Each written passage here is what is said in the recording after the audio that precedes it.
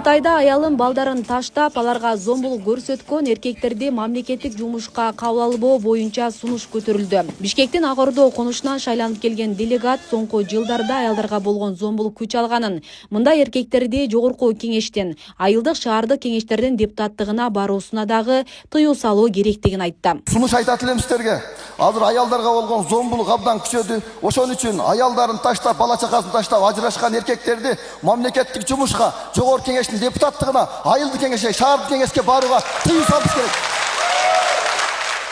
Аялдар менен балдарды коргоо маселеси кызыл чекке жетип баратат. Бул маселеге президент Садыр Жапаров курултайдын биринчи күнүндө кайрылып, зомбулукка барган кылмышкер жазадан кутулбай турганын белгилеген. Ал 2030-жылга чейин улуттук өнүгүү программасында аялдарга жана балдарга карата зомбулукту жок кылууга артыкчылык багыттар берилгенин кошумчалаган. Ал сыздарга кол көтөргөн коом эч качан цивилизациялуу коом боло албайт.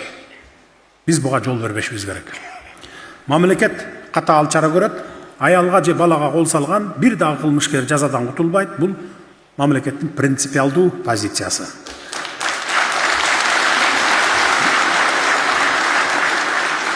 Өлкөнүн 2030-жылга чейинки улуттук өнүгүү программасында аялдарга жана балдарга карата зомбулукту жок кылууга артыкчылык багыттар берилген. Бирок мен дагы кесе айтам, коомдук маданиятты өзгөртүү зарыл. Эч бир салт, турмуш, шылтоо зомбулукту актабайт. Ар бир ата баласына аял затын урматтоону үйрөтүүгө тийиш, ар бир эне кызына ар намысын коргоону, кордоолорго каршы күрөшүүнү үйрөтүшү керек. Ошондо гана ар бир аял заты урмат сыйга ээ болгон, ар бир бала коргоого алынган мамлекетти кура алабыз.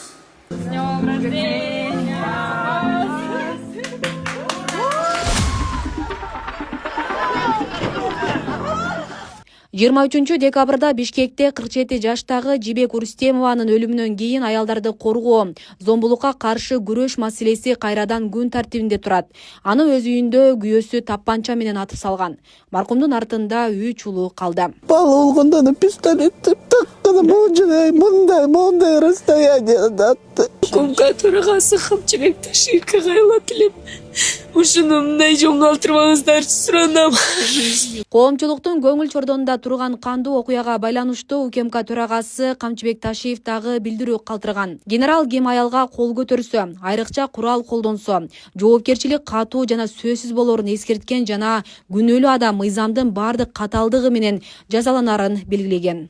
Кече бүтүндөй өлкө жүрөк оруткан жана наразычылык жараткан кайгылуу окуя тууралуу укту. Анын натыйжасында 3 баланын энеси болгон аял мыкачылык менен өлтүрүлдү.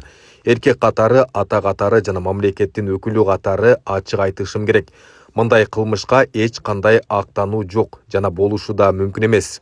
Үй бүлөлүк жаңжал, эмоция, алкоголь же жеке жагдайлар тууралуу сөздөр адам башка бирөөнүн өмүрүн муздак кандуулук менен кыйганда маанисин жоготот.